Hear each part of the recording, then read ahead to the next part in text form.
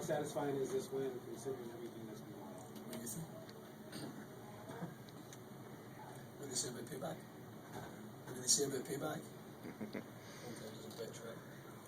Very, very happy. I thought it was first half was tremendous performance.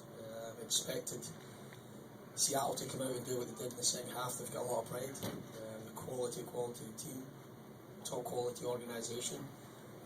The coach has been at the top end of the coaching spectrum for a number of years, and I expected them to come after us and pin us back and create chances and score a goal. We've got too many quality players not to score a goal. And as I say, good team, unbelievable performance from us. First half I thought quality was there. Second half couldn't get a hold of the ball. They dominated most of the play, but dug deep, showed a lot of character, and very, very happy with the 3 points.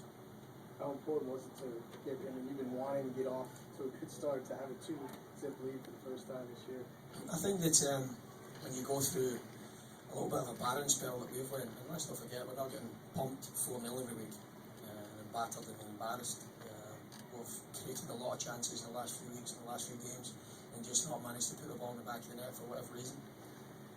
And today we get the 2 opportunities and we go 2-0 up, and to be honest with you, I think that we showed an unbelievable amount of character. There's been a lot of things wrote this week, a lot of things said, and for me actually speak louder than words. And when you tell me that players are not playing for me, didn't see anybody not playing for me today, and I took my hat off to them in the locker room. Said not about tactics, not about coaching, just sheer hard work, determination, and they got their just rewards today because they got 2 quality goals. John, how good do you feel right now about the strikers that you have with Boyd and Placido and Luongo? I mean, how confident do you feel in that group? Obviously somebody's very happy through there. I don't think it's a locker room, but he's pretty happy. But as I say, I think that we see them on a daily basis. We see them scoring goals in training, but there's no good just doing it in training. You've got to do it in the games. I think Chris Boyd had a great finish. Coming across the 6, that's what Chris Boyd does. I've seen him doing it 150, 170 times in his career at the top level, and I've seen it time and time again. You get him chances, he puts the ball in the back of the net. He's had a little barren run.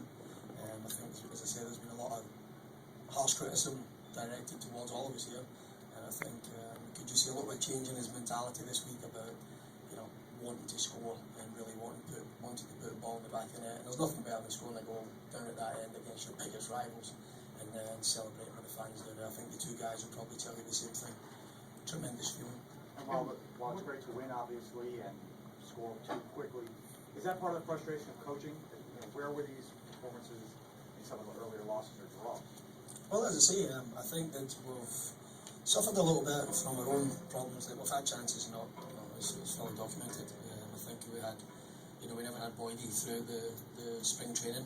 We had a few guys injured. We picked up, important knocks to guys like, knocks to important players like Songo, Alisson. They've struggled with injuries, and try to get your best 11 on the field and get them match fit during the season is a tough thing to do. But as I say, I think look at the performance today. I think everybody was fully committed to that Timbers uniform, fully committed to the cause, and you can't deny us the 3 points. Therefore, we're very good. Was that nastiness at the end just part of the rivalry? I don't know. I didn't see anything. I've seen a few people throwing handbags around. It's like everybody pushes each other. You would just like someone just to put one on somebody's chin, and get it over and done with. If you're going to throw handbags at 12 paces, then you might as well just say, you know what, maybe we'll meet up the tunnel after the game and let's get it on. But nobody ever seems to do that. John, what does it say about the team that Seattle came at you guys pretty hard in the second half, and your man, even after the goal, that's been a problem in the past, you have late goals, but you guys persevered through that. Well, as I say, they've got some of the best players in the league playing for their team.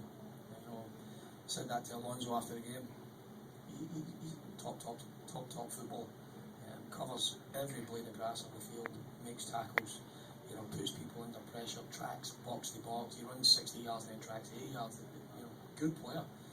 Montero's another one in a quiet day today, but any given time can drop a shoulder, beat 2 or 3 players and create something or score something. So you're going to expect them to come at you in the second half. That's what quality teams do. And they're a more experienced team than us. They've been the distance, they've won Open Cups. We're a lot younger than them in terms of, as a club, as a team. And you only get experience by playing the game, and this is what our young guys are finding out, that these big games will stand them in great stead for the future. John, we saw what Chris Boyd